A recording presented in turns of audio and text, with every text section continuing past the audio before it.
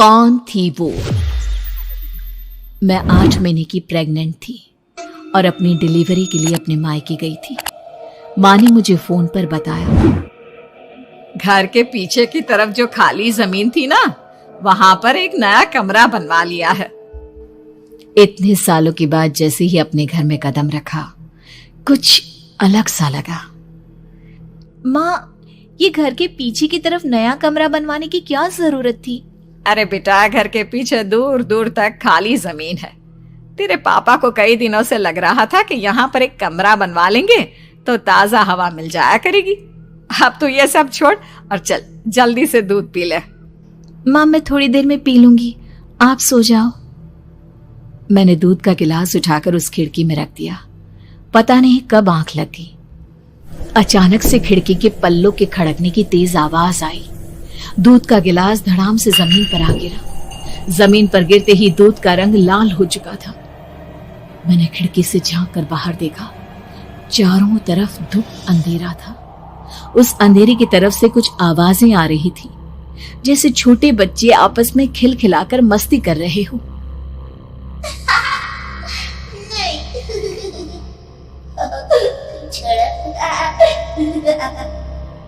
इतनी रात को इतने घनघोर अंधेरे में बच्चों की आवाज कैसे आ रही है? घड़ी में वक्त देखा तो ठीक 12 बजे थे। देखकर मैं सन्न रह गई। बुरी आत्माओं और भूतों की कई कहानियां मैं सुन चुकी थी।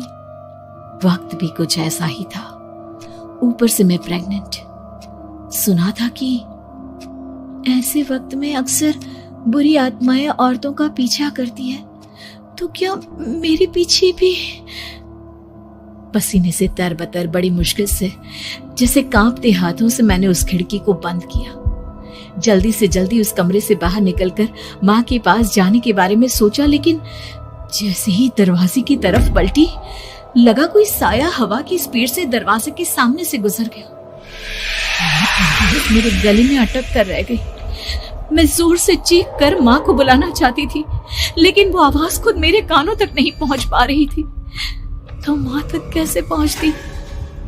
खिड़की के पल्ले एक बार फिर तेज हवा के झोंके से धड़ाम करके खुल गया और पूरी ताकत से मैं चीख पड़ी। जानती थी मेरी चीख की आवाज सुनकर कुछ ही सेकंड में माँ वहां पहुंच जाएगी, लेकिन ऐसा कुछ हुआ ही नहीं। मेरा कलेजा डर के मारे फटा जा रहा था। आखिर माँ ने मेरी आवाज क्यों नहीं सुनी? इतनी गहरी नींद में तो माँ कभी नहीं सोती। ठीक पीछे खुली हुई वो खिड़की।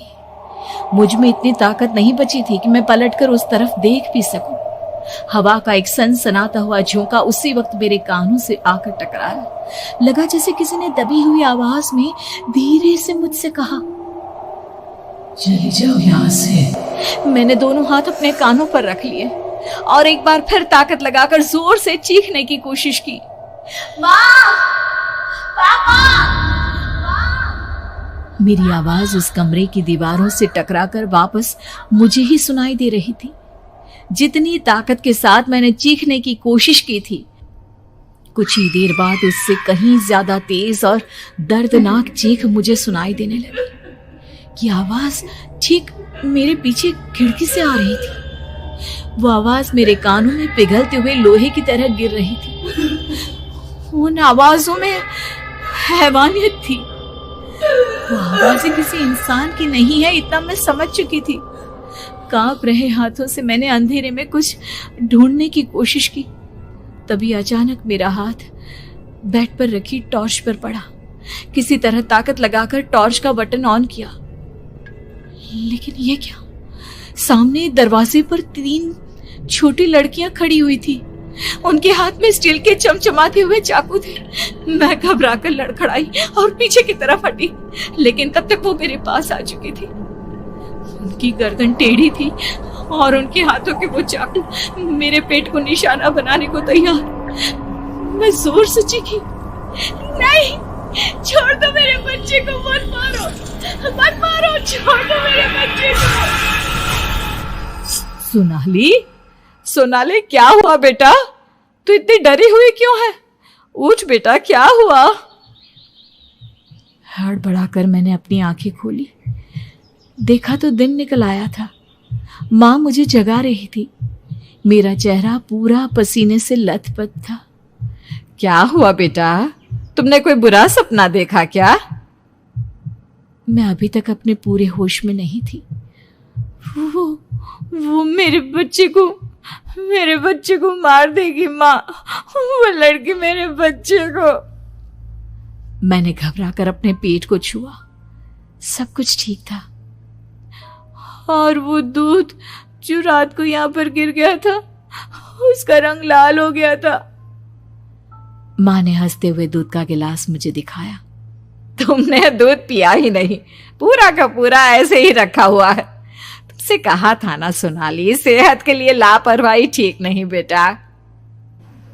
लेकिन मैंने तो सब कुछ अपनी खुली आंखों से देखा था।